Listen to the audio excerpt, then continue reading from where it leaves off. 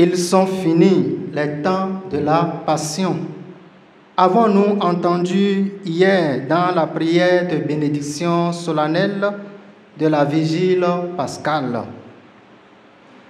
Chères sœurs, chers frères, après plusieurs semaines de privation, nous célébrons aujourd'hui avec joie la fête de l'Exode nouvelle, le passage de Jésus de la mort à la vie éternelle. La Pâque est avant tout un passage de la mort à la vie. Avec la résurrection du Christ, notre vieux monde devrait s'en aller pour céder la place au nouveau monde. Mais qu'est-ce qui a vraiment changé dans notre humanité si ce n'est pas l'amplification des œuvres de l'esprit malin, guerre renforcée, mensonges canonisés, profanation endurcie, liberté emprisonnée, promotion du relativisme, pour ne citer que ceux-là. Qu'est-ce qui a vraiment changé pour nous après plus de 40 jours de sacrifice? Pour Marie-Madeleine, dans la page de l'Évangile, l'espérance était devenue un vain mot.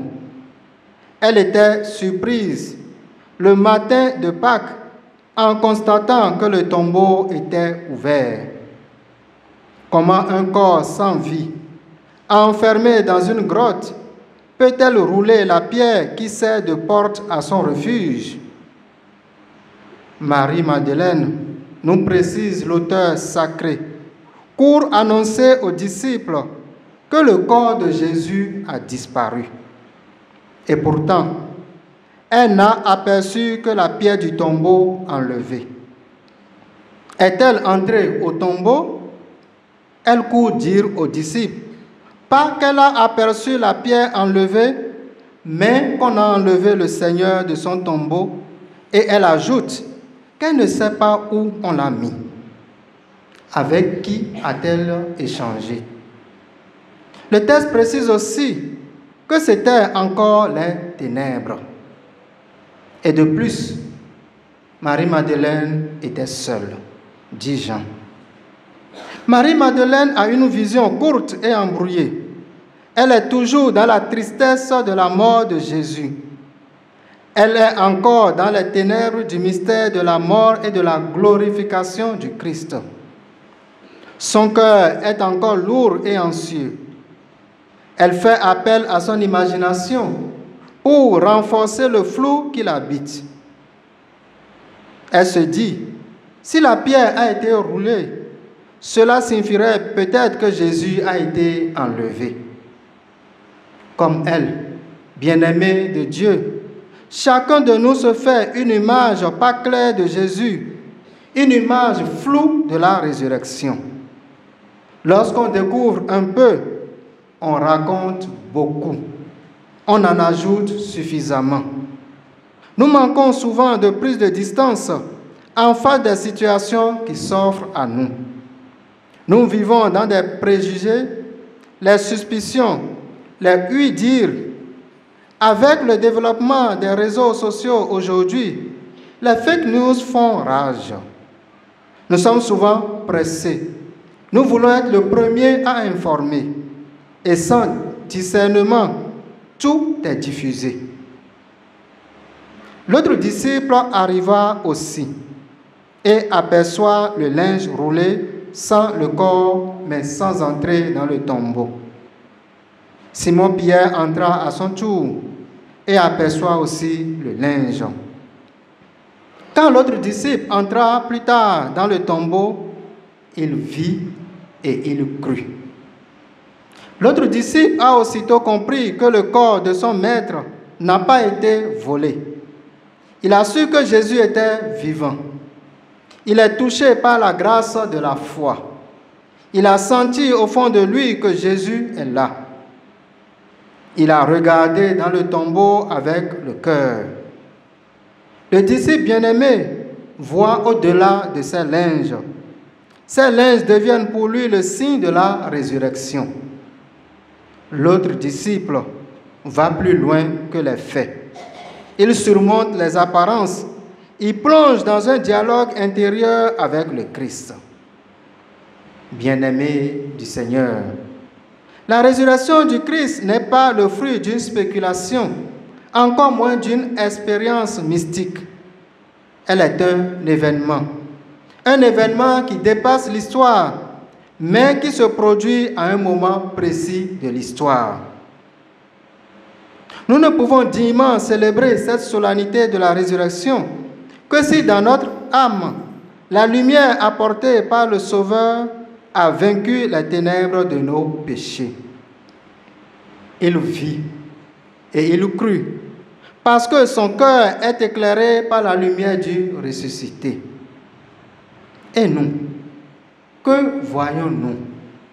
Que croyons-nous? En qui mettons-nous notre foi? En proclamant la résurrection du Christ, nous n'affirmons pas une sorte de réincarnation. Nous n'annonçons pas un retour de Jésus à une vie antérieure. Il s'agit d'une vie nouvelle. Une vie qui vient d'en haut. D'une vie qui nous booste. Avec la résurrection, Christ nous demande de faire le passage de l'apercevoir au voir. Marie-Madeleine aperçoit la pierre qui a été enlevée et va dire que Jésus a été enlevé. Par cette expérience de Marie-Madeleine, le chrétien est désormais invité à la vigilance.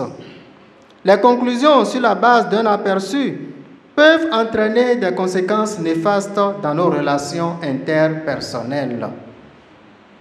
Bien-aimés du Seigneur, les tombeaux vides de nos vies, en effet, ne restent pas vides pour toujours. Ils sont peu à peu habités par le Christ ressuscité, bien sûr si nous lui faisons confiance. Au creux des vides de nos vies, le ressuscité nous dévoile sa présence. En Marie-Madeleine, notre humanité qui est représentée à la fois dans son extrême faiblesse morale et dans son ardent désir de ne plus pécher. Elle nous rappelle que tous nos efforts nous rapprochent d'un Dieu qui nous sauve gratuitement. Du sépulcre vide jaillit désormais la vie. La résurrection du Christ nous libère de nos peurs de la mort. La mort corporelle devient une étape sur le chemin de la vie éternelle. La mort devient vie. Bien-aimés de Dieu, la résurrection du Christ fait de nous des témoins, des messagers du Christ, des privilégiés de la mission, comme nous l'avons entendu dans la première lecture. Elle nous conduit désormais vers les choses d'en haut, comme nous le recommande Saint Paul dans la seconde lecture. Aujourd'hui, avec Marie-Madeleine, nous ravivons l'espérance en la résurrection en devenant messagers les uns auprès des autres. Avec l'autre disciple, nous entrons dans le tombeau vide pour voir, croire et témoigner. Et enfin, avec Simon-Pierre, nous devenons un acteur de l'annonce de la résurrection. Que le Seigneur nous accompagne dans notre démarche de foi et nous accorde la grâce de la résurrection, maintenant et dans les siècles des siècles.